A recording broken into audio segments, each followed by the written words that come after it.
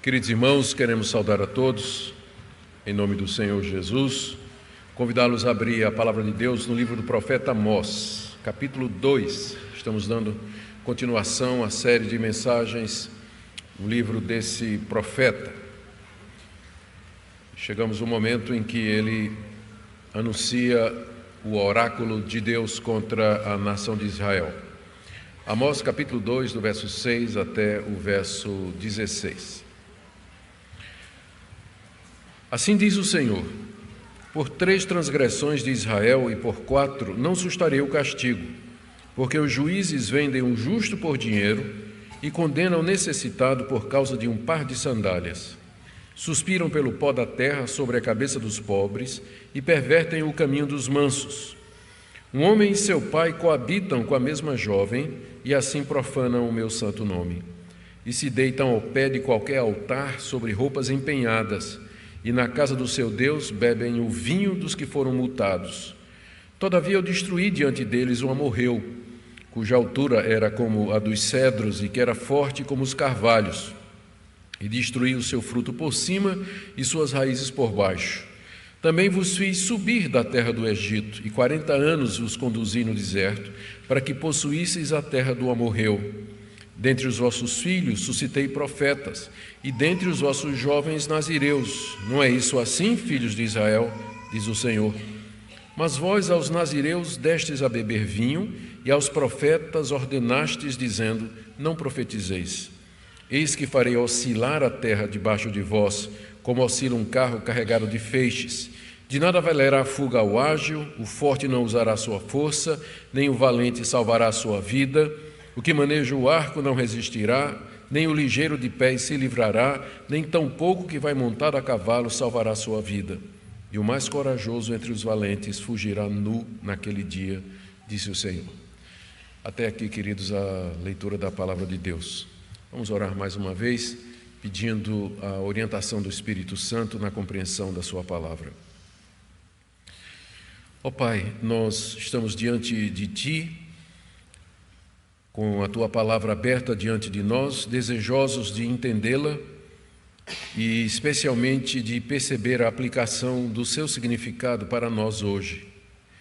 Nós queremos pedir que Teu Espírito Santo nos conduza na explicação do texto, especialmente, Senhor, na relevância dele para a vida de cada pessoa aqui presente. Oramos também por aqueles que nos acompanham pelas redes sociais, pela internet, onde quer que estejam, que a Tua palavra também fale aos seus corações. E onde, em qualquer lugar do país, hoje, a Tua palavra estiver sendo pregada, que Teu Espírito Santo a use para avivar a Tua igreja, para converter pecadores, trazer os desviados, estabelecer a verdade, combater o erro, firmar o Teu Filho Jesus como nosso único e suficiente Salvador aos olhos do Seu povo. É o que nós te pedimos por amor dEle. Amém. Queridos, nós chegamos aqui no momento no livro de Amós em que ele começa a cumprir a missão que Deus lhe havia dado. Amós era um cultivador de figos, um pequeno agricultor, e também cuidava de rebanhos de ovelhas. Talvez ele mesmo fosse proprietário desses rebanhos. E ele não era profeta, nem filho de profeta, nunca tinha participado dessa atividade. Entretanto, Deus o tirou da sua terra, uma cidadezinha chamada Tecoa, que ficava no Reino do Sul, o reino de Judá, cuja capital era Jerusalém, e deu essa ordem a Amós que ele fosse para o Reino do Norte, Israel, e ali pregasse contra o Reino do Norte, contra os pecados do povo de Deus que habitava naquela região. A essa altura, a nação de Israel já não era mais uma, ela havia sido dividida em duas, fazia cerca de 100 anos, ou mais de 100 anos, desde que o rei Salomão morreu e a sua sucessão foi complicada. O seu filho ficou com o reino de Judá, Roboão, e Jeroboão, um líder, outro, ficou com o restante das tribos, 10 tribos ao norte e a tribo de Judá e meia tribo de Benjamim no sul. Então Amós é ordenado por Deus a fazer toda aquela viagem, subir até o Reino do Norte e profetizar contra a nação de Israel por causa dos seus pecados. Naquela época, o rei era Jeroboão II. A nação de Israel vivia um período de grande prosperidade financeira, poderio militar, apesar de que estava imersa em corrupção, idolatria e opressão e injustiça. E Amós vai, e o local mais provável da sua ministração era Betel, onde havia o santuário do rei, onde o rei Jeroboão II, seguindo a tradição dos reis anteriores a ele, ia adorar um bezerro de ouro que tinha sido feito por Jeroboão I, quando da divisão do reino. E além de Betel, havia ainda Betesda, havia Gilgal, que eram outros santuários onde o povo de Israel adorava os seus deuses, juntamente com o culto que era feito a Deus. Mas só que Amós, quando chega em Israel, ele não começa falando ou anunciando o juízo de Deus contra o povo de Deus. Ele primeiro diz que Deus vai julgar e condenar os vizinhos de Israel, que eram 6 nações que estavam próximas à nação de Israel e que haviam cometido toda sorte de crime contra a humanidade. Então Amós profetiza contra os moabitas, contra os amonitas, contra os filisteus, contra os fenícios, contra os sírios, e a gente pode imaginar o povo de Israel dizendo: é isso mesmo, esse pessoal merece juízo mesmo, um bando de ímpio, pagão. Ainda bem que Deus mandou um profeta aqui para dizer que vai destruir essas nações. E de repente Amós muda o tom e agora a sua profecia é contra Judá, sua própria terra, seu próprio país. E diz que Deus também vai julgar o seu povo que está no Reino do Sul por conta de haver rejeitado a lei de Deus que Deus havia dado através de Moisés e quebrado essa lei de diversas maneiras. E aí a gente imagina os israelitas do Reino do Norte dizendo: também está bom, porque havia essa inimizade entre os dois reinos. O Israel achava que os moradores de Judá eram arrogantes e que seguiam a linhagem de Davi, por isso achavam que eram superiores. Havia aquela hostilidade e eles devem ter achado muito bom quando Amós disse que Deus haveria de castigar também o povo de Judá. O que ninguém esperava é que de repente Amós agora se vira para os israelitas e diz: e Deus vai castigar vocês também. Foi o clímax, o contra-clímax, ninguém esperava aquilo ali. Alguns chamam essa estratégia de Amós de a armadilha de Amós. Primeiro ele ganha a atenção de todo mundo concorda que Deus é justo, que o pecado tem que ser castigado, até o momento que Amós aponta o dedo para eles e diz: agora é a vez de vocês.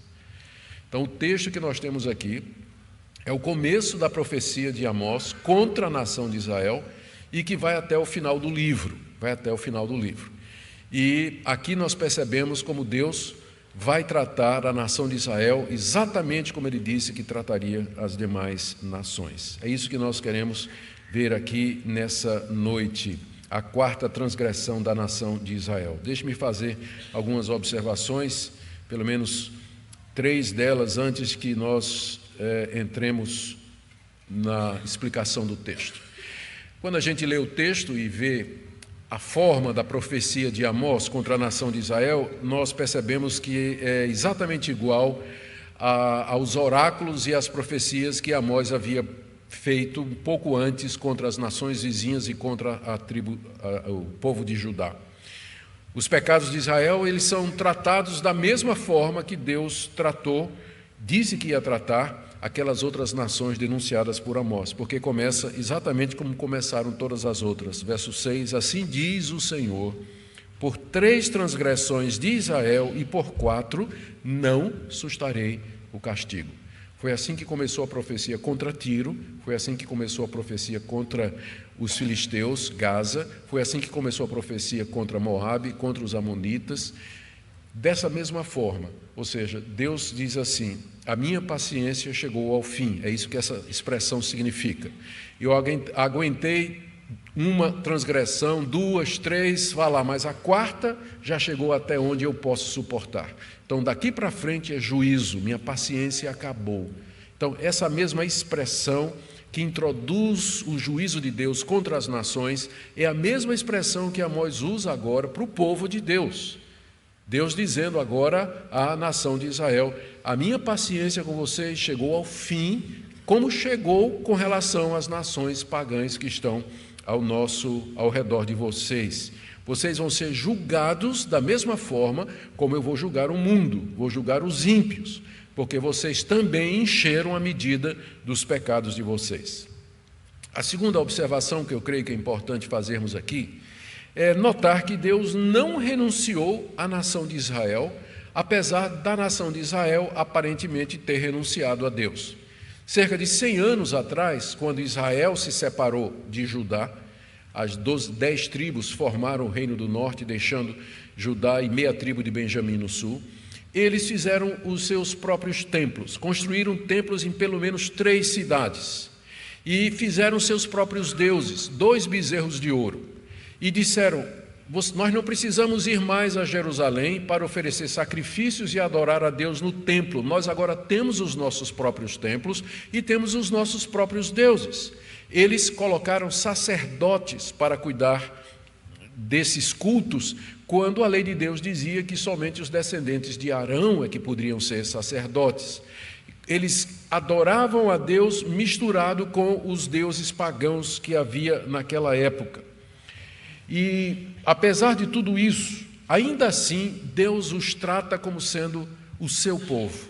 Mesmo que eles haviam renunciado a tudo isso, Deus não havia abandonado a sua aliança. Deus vai tratá-los como sendo o povo da sua aliança, o povo que ele tinha escolhido, a quem deu privilégios, a quem mostrou sua glória, a quem deu o seu culto e a quem deu a sua palavra.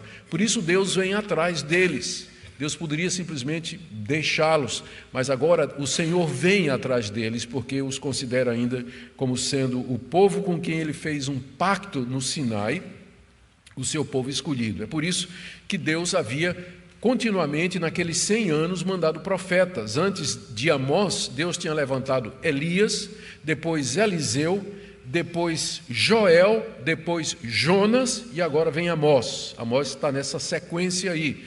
Ele não era o primeiro profeta que Deus tinha mandado para Israel. E tudo isso por conta da misericórdia de Deus e da paciência de Deus. É por isso que ele diz aqui: olha, eu já aguentei o que eu tinha de aguentar de vocês. Amós está anunciando o fim. Amós é o profeta da gota d'água, da 4ª transgressão, para dizer que a paciência de Deus alcançou o seu limite. A terceira observação que eu queria trazer aqui para nós é que esse pecado de Israel, que transbordou o cálice da ira de Deus, é que Israel negou a salvação que Deus lhe havia dado. O pecado, a 4ª transgressão das nações vizinhas, pagãs, foram crimes contra a humanidade: tráfico de pessoas, violência na guerra, quebra de acordos, traição de irmãos, crimes contra a humanidade. Nós vimos isso. A 4ª transgressão da nação de Judá foi que ela recebeu a lei de Deus e ela não guardou e antes havia rejeitado. Mas aqui, particularmente, o que Deus tem contra a nação de Israel, o povo de Israel, é que negou a salvação de Deus, esqueceu o que Deus havia feito por eles, quando os tirou do Egito, os conduziu pelo deserto, desapossou os moradores daquela terra e deu aquela terra em herança aos filhos de Abraão, como ele havia prometido. Esse era o pecado, a 4ª transgressão da nação de Israel. Vejamos agora como Amós desenvolve essa sua profecia contra aquela nação, já à luz de tudo isso que nós vimos, e vamos começar nos versos 6 e 8, onde o profeta denuncia os pecados de Israel. São 4 pecados que são denunciados aqui. O primeiro deles é a corrupção dos juízes. Está aí no verso 6 e início do verso 7. Assim diz o Senhor: por 3 transgressões de Israel e por 4 não sustarei o castigo. E ele diz o motivo. Primeiro, porque os juízes vendem o justo por dinheiro e condenam o necessitado por causa de um par de sandálias, suspiram pelo pó da terra sobre a cabeça dos pobres e pervertem os caminhos dos mansos.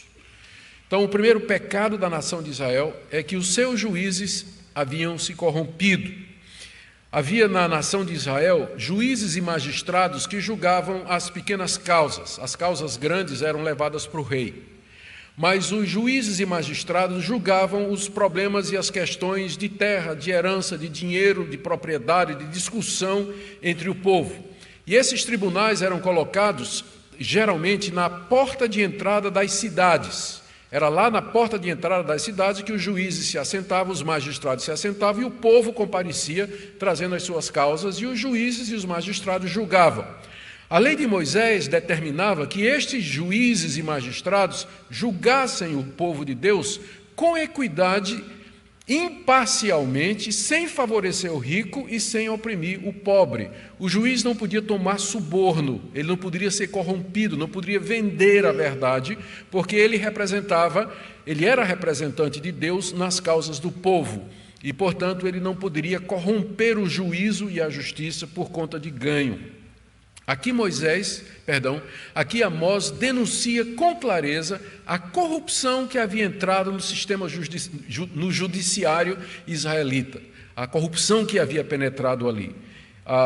Imperava em Israel essa corrupção que violava claramente a lei de Moisés e o caráter santo de Deus. E Amós dá 4 exemplos disso aqui. Primeiro, ele diz no verso 6, os juízes vendem o justo por dinheiro.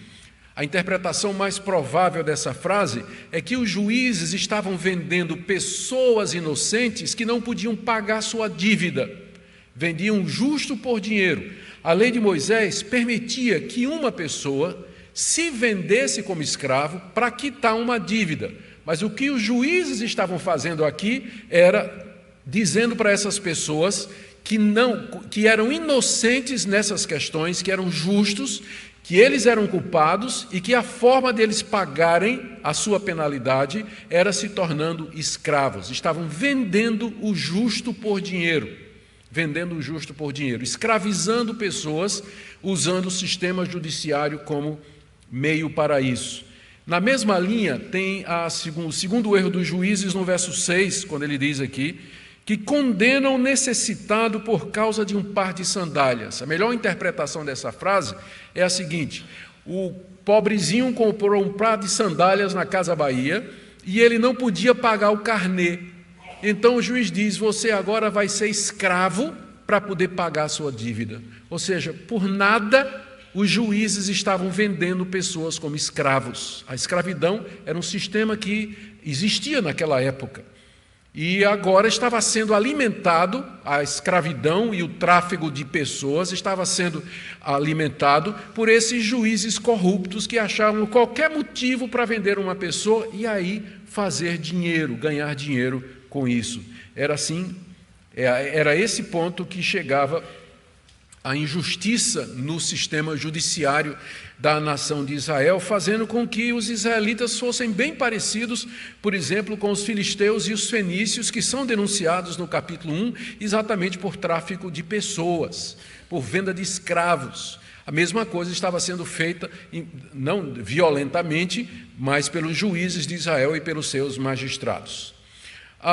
O terceiro exemplo do pecado dos juízes está aí no verso 7, quando Amós diz, suspiram pelo pó da terra sobre a cabeça dos pobres. Não tem nenhuma frase aqui no texto que eu trouxe para vocês hoje à noite que seja fácil. Você pode verificar isso se você pegar uma outra tradução e fazer a comparação, e você vai ver que às vezes nós estamos falando parece que estamos falando de 2 textos diferentes, não é? A melhor explicação para esse texto complicado no hebraico aqui é que Amós está dizendo alguma coisa como isso aqui, que os ricos, os juízes, querem esmagar a cabeça dos pobres no pó da terra. A nossa tradução colocou, suspiram pelo pó da terra sobre a cabeça dos pobres. Então, o que é que eles estavam suspirando? O que é que eles estavam querendo? Que eles queriam ver a cabeça do pobre no chão, coberta de terra. Era esse o desejo dos juízes, o que significa humilhar os pobres, não dar-lhes justiça, negar-lhes o direito e a verdade, exatamente porque eles eram pobres e não podiam pagar a sentença, não podiam corromper os juízes. Então, eles eram humilhados nesses tribunais e a sua causa geralmente era uma causa perdida. É como se o juiz quisesse ver o pobre como o pó da terra onde ele pisava. Isso estava acontecendo no meio do povo de Deus. E o quarto pecado desses juízes é mencionado no verso 7, quando ainda ele diz assim, que pervertem o caminho dos mansos. Perverter no hebraico significa jogar para fora. E aí quando você lembra que o tribunal ele era no caminho, na entrada da cidade, na porta da cidade, que era o caminho de entrada, a ideia era que esses juízes estavam empurrando os pobres para fora dos seus tribunais, negando justiça, negando atender a causa deles, não querendo fazer-lhes o que era direito, exatamente porque eles não tinham dinheiro para comprar o juiz, ou comprar uma sentença, ou corrompê-los e assim por diante. Está explicado de onde vinham os recursos para a riqueza da nação de Israel.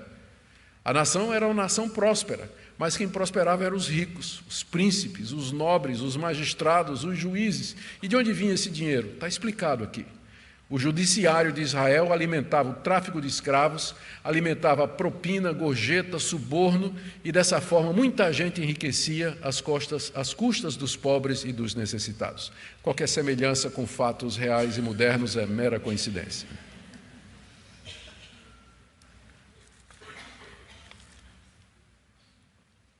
Muito bem, então esse é o primeiro pecado que o profeta Amós denuncia da nação de Israel, que é a corrupção do seu sistema judiciário, contrariando o que a lei de Deus mandava, que era praticar a justiça, fazer o que é reto, ser imparcial, não contemplar o rico em detrimento do pobre. O segundo pecado que Amós denuncia tem a ver com a imoralidade sexual dos moradores do Reino do Norte. Está aí no final do verso 7. Depois de dizer no início do verso 7 que os juízes suspiram pelo pó da terra sobre a cabeça dos pobres e pervertem o caminho dos mansos, Amós continua no mesmo fôlego dizendo: um homem e seu pai coabitam com a mesma jovem e assim profanam o meu santo nome. Um pai e o seu filho usavam a mesma mulher sexualmente. A gente não tem certeza se Amós aqui se refere a uma escrava que era comprada naquela época. Como eu disse, a escravidão era permitida, e às vezes as pessoas compravam mulheres para serem escravas, servas, concubinas, e aí, nesse caso, Amós está denunciando uma prática que parecia ser comum, que o pai estava compartilhando a mesma escrava com o seu filho. Ou talvez aqui seja uma referência a uma prostituta nos templos pagãos. Havia a prostituição sexual naqueles santuários que haviam sido erigidos pelo rei Jeroboão, porque a adoração a outros deuses entre os pagãos incluía o relacionamento sexual entre o adorador e as sacerdotisas. Então, a referência pode ser ao fato de que o pai e o filho iam lá para os templos e lá eles tinham relações com a mesma sacerdotisa, a mesma mulher, a mesma prostituta lá. Qualquer que seja o que quer que seja que Amós esteja se referindo aqui exatamente, o fato é que esse tipo de relação era proibido pela lei de Moisés. Está escrito claramente lá na lei de Moisés que o pai e o filho não podiam ter a mesma mulher. É esse tipo de coisa que, com base nessa lei, que Paulo, lá em 1 Coríntios 5, denuncia um caso na igreja. Ele começa o capítulo 5 de 1 Coríntios dizendo: geralmente se ouve que há entre vós, ele está falando para a igreja cristã de Corinto, geralmente se ouve que há entre vós imoralidade tal como nem mesmo entre os gentios, ou seja, um homem que se aventura a possuir a mulher do seu pai. Tinha um membro da igreja que vivia com a sua madrasta, lá na igreja de Corinto. Em que base Paulo está proibindo isso? Com base na lei de Moisés, que é a mesma base que Amós está usando aqui, quando diz que um pai e o filho coabitam com a mesma mulher, coisa clara, que está claramente entre as relações sexuais proibidas no Antigo Testamento. E como Paulo usa para julgar a igreja de Corinto, então não é só para o Antigo Testamento, mas para todas as épocas, porque reflete um princípio moral da palavra de Deus, que é: não adulterarás. Isso se configura adultério de alguma forma, ou fornicação, ou prostituição, ou imoralidade, indecência e irreverência inconveniência, para dizer o mínimo. Mas isso era só a ponta do iceberg do que estava acontecendo no meio da nação de Israel. Como eu disse, havia prostituição nos templos pagãos, havia relações homossexuais nos templos pagãos. Mais adiante você vai encontrar um rei que se levanta para fazer uma limpeza na nação de Israel, e ele expulsa e manda tirar do reino os prostitutos cultuais, uma referência a homossexuais que eram sacerdotes no templo e que se deitavam também com os adoradores.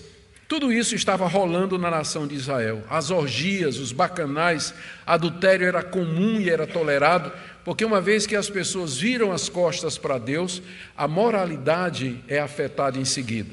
Primeiro se abandona Deus, tira Deus como referência. Como disse o ateu Nietzsche, se Deus está morto, tudo é possível.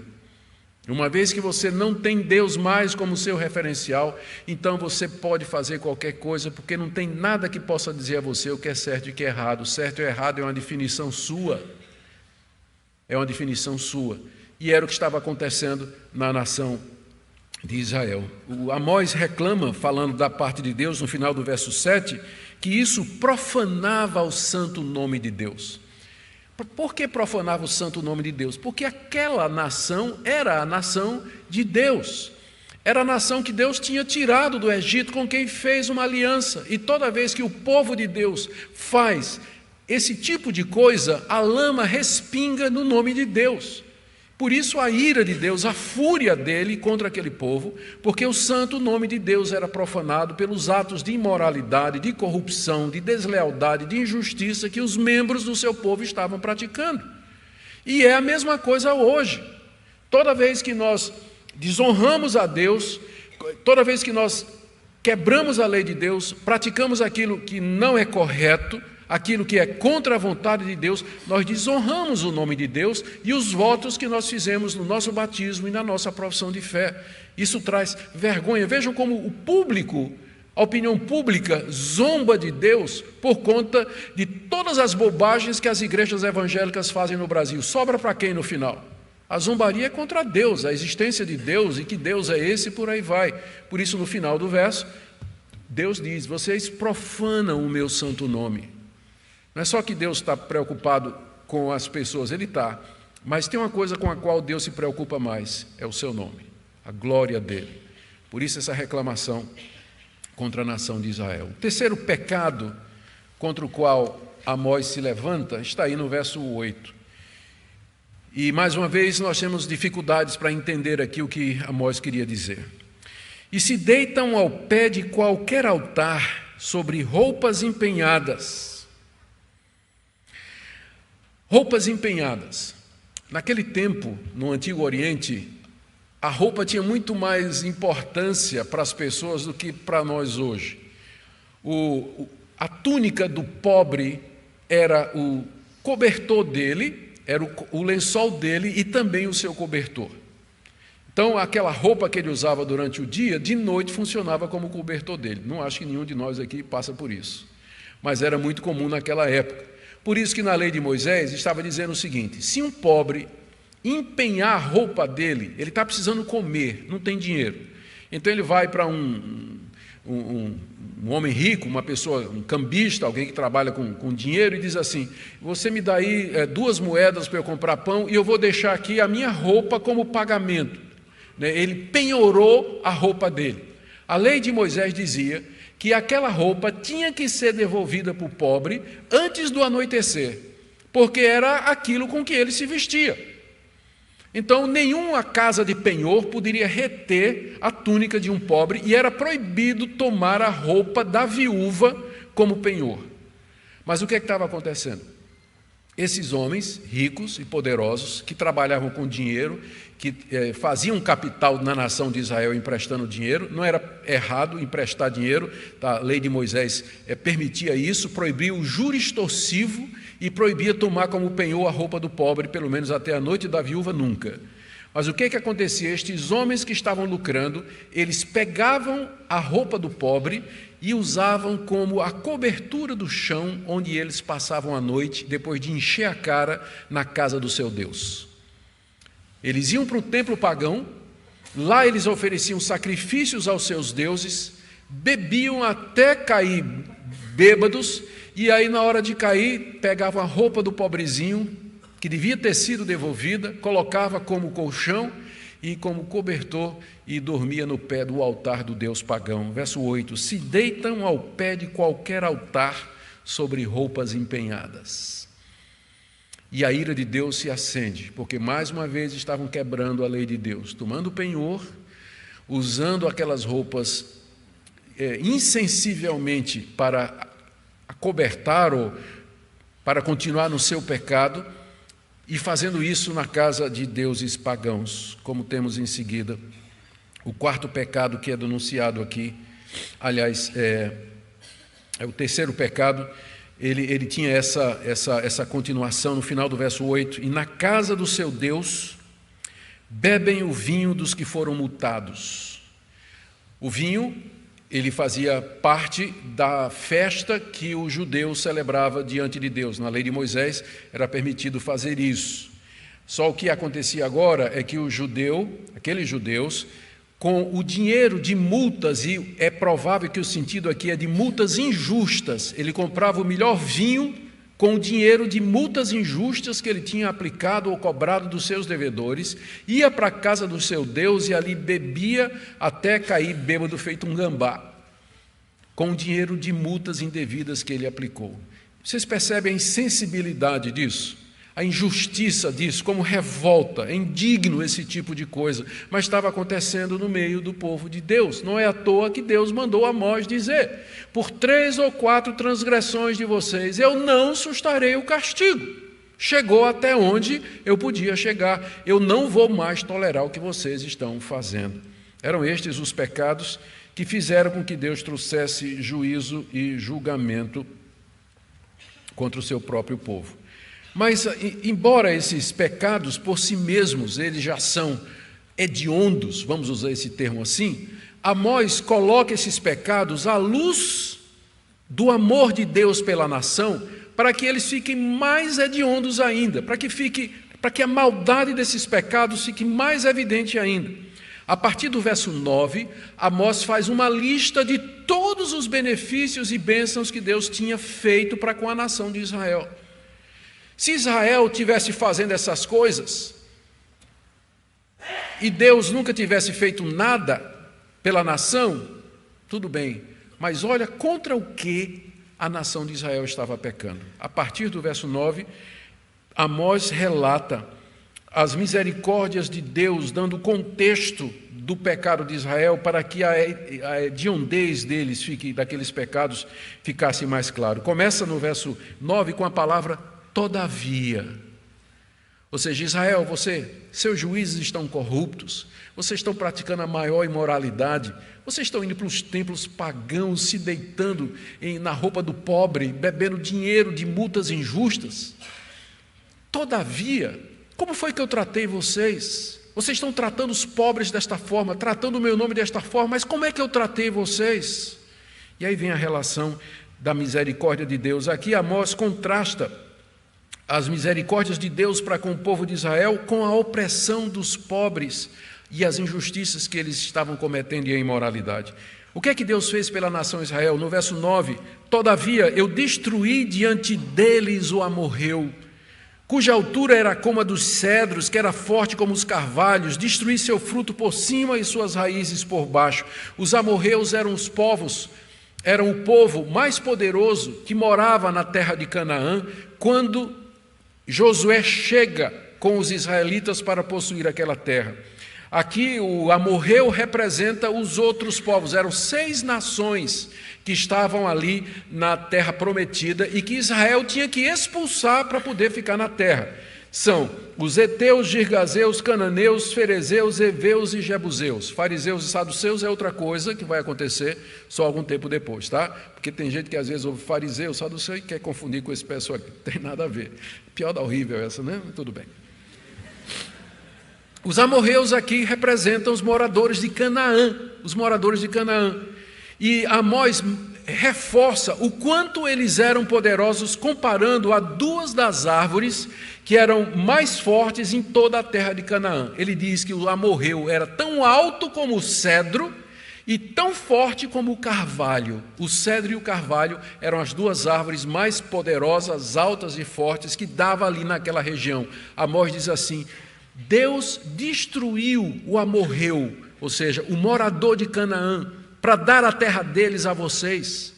E esse morador de lá, esse morador da terra, o amorreu, ele era alto como o cedro e forte como o carvalho. Isso aqui é para dizer, não foi pela força de vocês que vocês conquistaram, porque quem morava lá era mais forte do que vocês. Fui eu, Deus, que destruí o amorreu para que vocês entrassem na terra prometida. E vocês fazem isso comigo? É assim que vocês tratam a minha lei? É assim que vocês tratam uns aos outros? Depois de eu ter destruído o amorreu, aqueles 6 povos, aquelas 6 nações mais poderosas do que vocês. Segundo, verso 10, diz o profeta: também vos fiz subir da terra do Egito. Lembra o Êxodo? Eu fiz vocês saírem da terra do Egito. Israel tinha sido escravo ali durante 430 anos. Geração após geração serviram aos reis do Egito. Mas Deus mandou Moisés abrir o Mar Vermelho, depois de ter feito sinais e prodígios, as 10 pragas contra os deuses do Egito. Deus entrou em aliança com eles. Esse foi o evento fundacional da nação.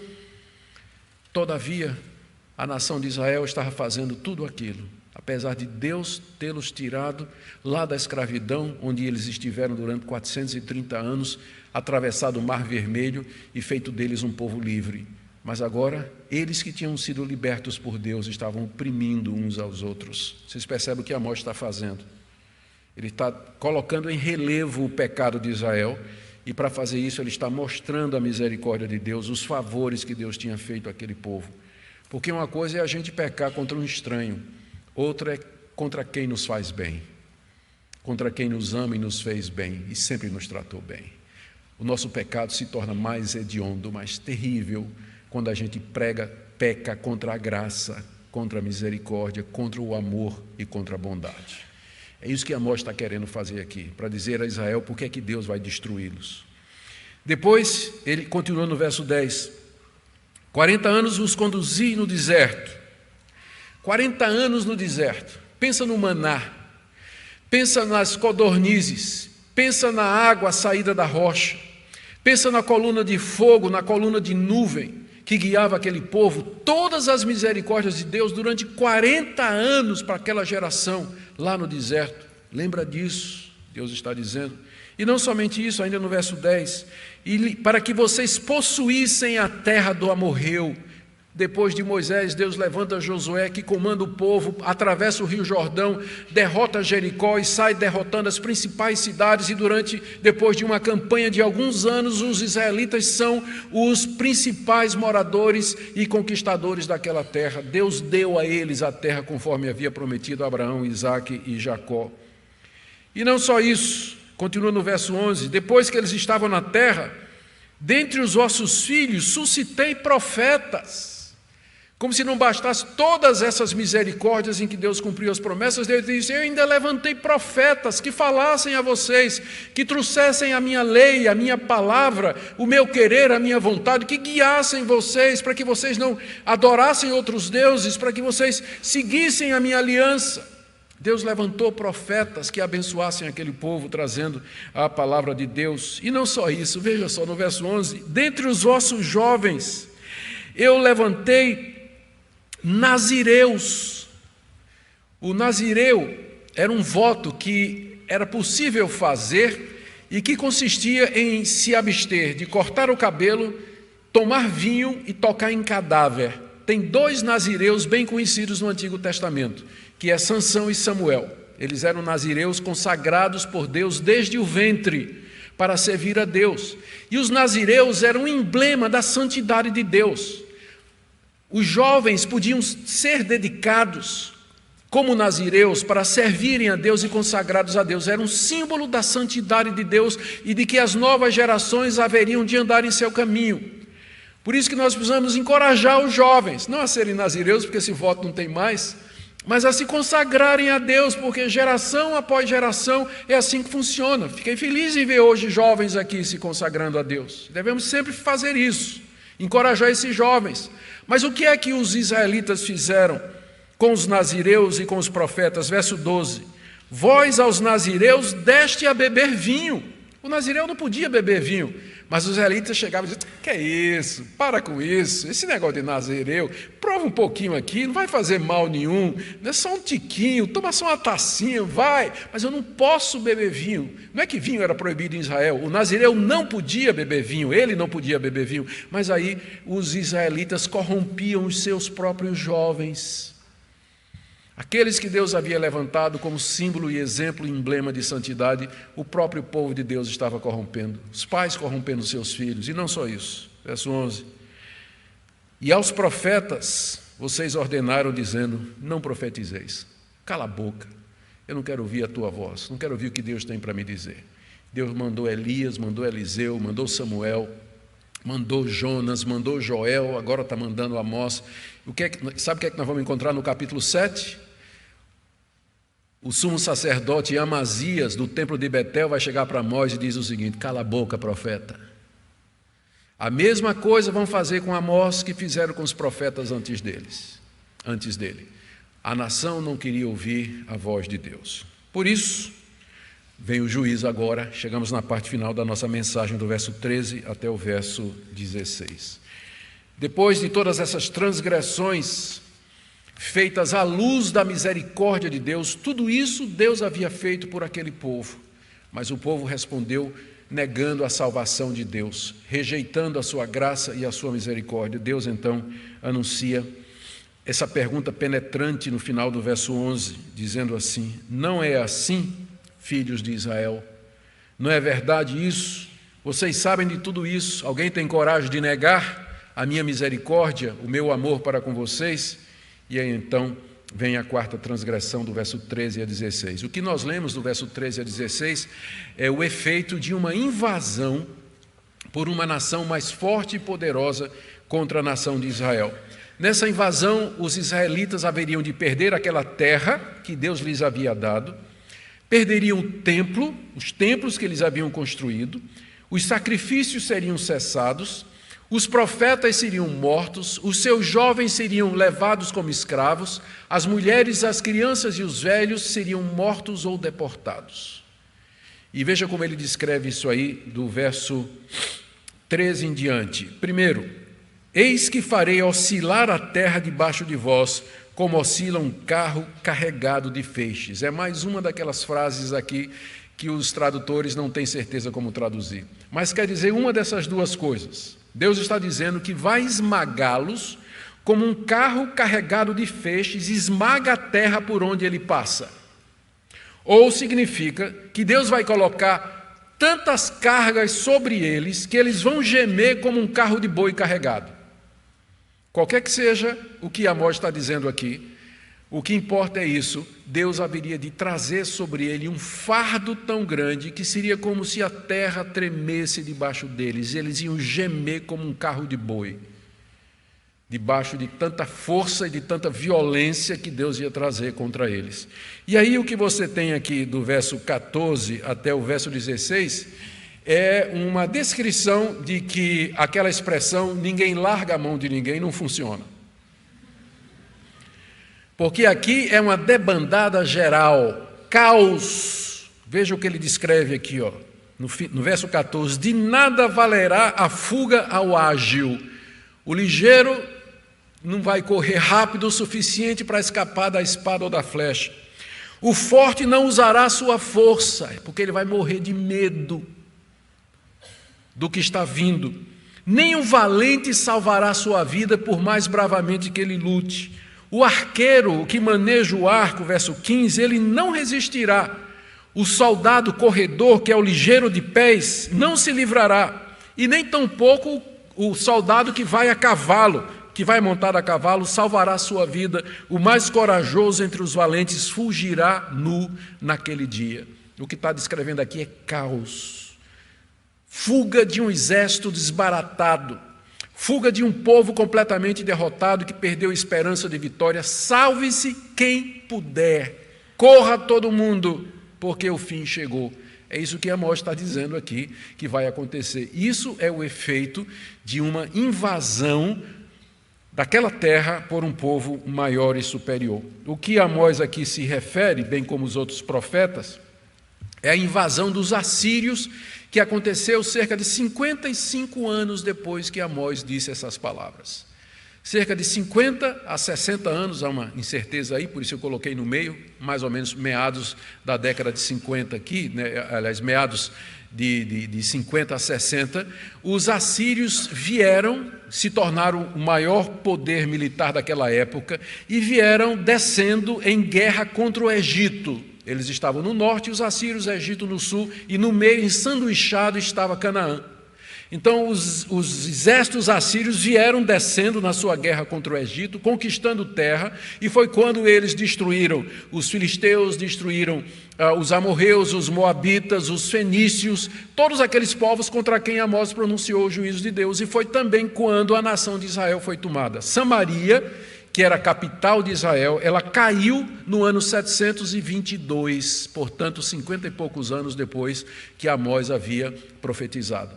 No ano 722, os assírios tomaram Jerusalém, mataram os judeus, destruíram praticamente tudo e levaram em cativeiro para a sua terra, para a Síria, mais ao norte, na região da Mesopotâmia, exatamente como Deus havia dito que haveria de acontecer.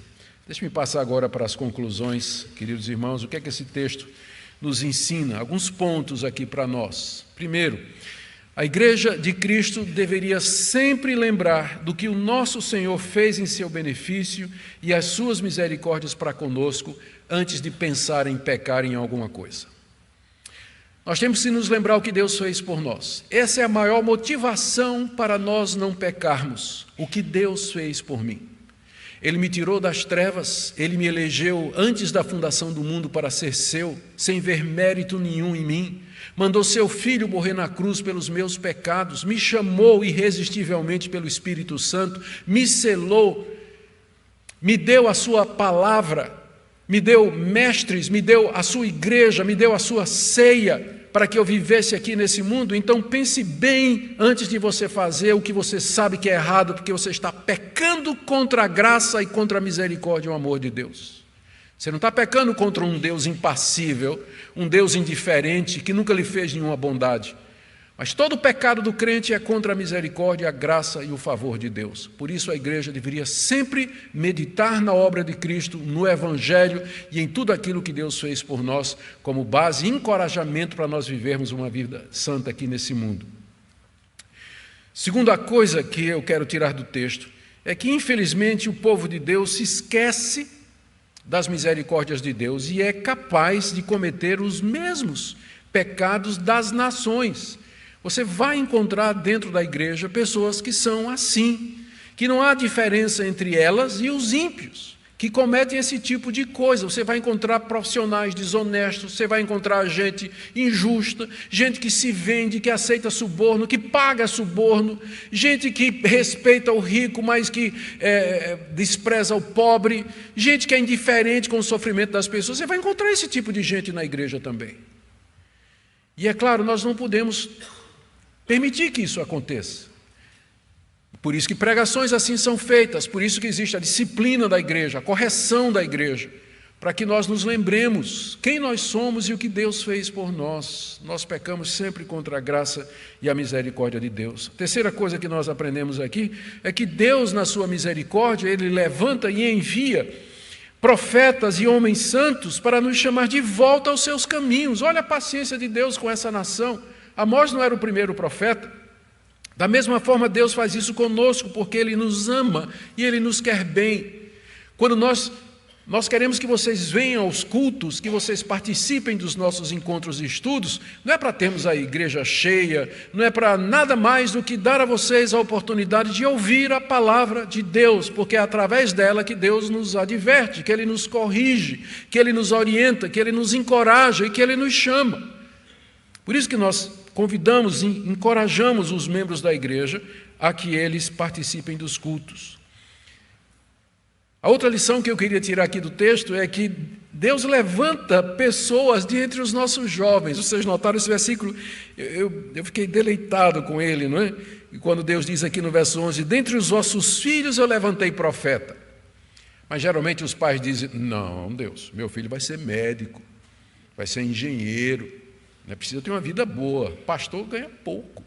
Né? Ó, pastor não tem condição. Meu filho, não. Todo mundo consagra o filho a Deus para ser médico, engenheiro, advogado, né, e tudo mais. Mas quantos de nós estamos dispostos a dizer assim, Deus, se tu vai levantar profetas entre os nossos filhos, aqui está o meu. Usa-o para a tua glória. Eu consagro, entrego meu filho a ti, para que o Senhor o use como o Senhor quiser, para a tua glória. Faz dele instrumento da tua voz, da tua mensagem, da tua obra aqui nesse mundo. Deus levanta profetas entre os nossos filhos e nós estamos precisando. Precisamos de jovens consagrados, tementes a Deus, que queiram servir a Deus de todo o coração, aonde quer que Deus os chame e também no campo missionário ou no pastorado, no trabalho de plantação de igrejas, o que for que Deus tiver. Deus levanta esses jovens, nós devíamos encorajá-los e não desanimá-los, porque às vezes a gente vê o jovem entusiasmado, vibrando, pegando fogo, a gente diz, menina, vai com calma, tu não conhece a igreja ainda, tu não sabe como as coisas funcionam, né? Puxa, aí a gente fica puxando o freio de mão do cidadão, não é? Exatamente como os israelitas estavam fazendo com os nazireus, né? Toma um pouquinho aqui, quebra teu voto. Não, gente, a gente tem que encorajar os jovens, sim. Tem que encorajar, que se dediquem a Deus, que façam a obra de Deus, que se envolvam totalmente com a obra do Senhor, onde quer que Deus os chame. A outra lição que eu queria tirar aqui, a última, antes de partir para a aplicação, é que não fora o sofrimento do nosso Senhor Jesus Cristo na cruz do Calvário, Deus jamais teria tanta paciência e misericórdia para com pecadores. É verdade que aqui está anunciado o juízo de Deus e aconteceu, exatamente como Deus disse que ia fazer. Mas isso foi somente depois de Deus ter mandado profetas, a primeira, segunda, terceira transgressão. A misericórdia e a compaixão de Deus para com o seu povo, isso só é possível por causa da obra de Cristo Jesus na cruz do Calvário. Porque o nosso Salvador experimentou naquela cruz toda a ira de Deus por causa da quarta transgressão. Por isso que Deus pode oferecer perdão e misericórdia a todos aqueles que verdadeiramente se arrependem dos seus pecados e se voltam para Deus. Eu termino com uma palavra aqui para aqueles que estão abusando da graça de Deus. Quem são os que abusam da graça de Deus? São aqueles que sabem que estão fazendo uma coisa errada e continuam. E ficam se justificando, dizendo, Deus vai fazer uma exceção, ou tem gente pior do que eu, ou não é tão ruim assim. Eu espero que você não seja uma dessas pessoas. Se você está abusando da graça de Deus, saiba que Deus sabe contar. Primeira transgressão, segunda, terceira, quando chegar a quarta, a mão dele virá. E virá em juízo. E virá em juízo contra aqueles que o desafiam, endurecem o seu coração e permanecem no pecado e na incredulidade e na dureza da sua mente. Mas também pode ser que haja nessa noite aqui pessoas que acham que pecaram a um ponto além de redenção. Eu queria lembrar a misericórdia de Deus, embora não seja o foco do texto, mas eu quero lembrar a misericórdia de Deus aqui. Deus é compassivo e misericordioso. Antes de Amós, Deus mandou Jonas contra uma destas nações, mandou Jonas na Síria, lá entre os ninivitas, para anunciar o juízo de Deus contra aquele povo. E o povo se arrependeu, e Deus perdoou e não destruiu Nínive como ele disse que haveria de fazer. Isso foi um pouco antes de Amós, mostrando a misericórdia de Deus. Se houvesse arrependimento, se houver arrependimento, mudança de vida, o nosso Deus é gracioso, misericordioso e está disposto a perdoar. Por último, se você acha bom o castigo de Deus sobre os ímpios, lembre do laço de Amós. Se você se regozija quando o ímpio ele é julgado, quando o fogo de Deus vem contra pecadores incrédulos, lembre do laço de Amós. Porque se você viver como esses pecadores, Deus vai lhe tratar exatamente do mesmo jeito. Para com Ele não há acepção de pessoas nesse sentido. Que Deus abençoe sua igreja, que Ele nos faça gratos pela sua misericórdia, para que nós sigamos aqui nesse mundo sem desonrar o nome de Deus, como aquela nação estava fazendo naquela época.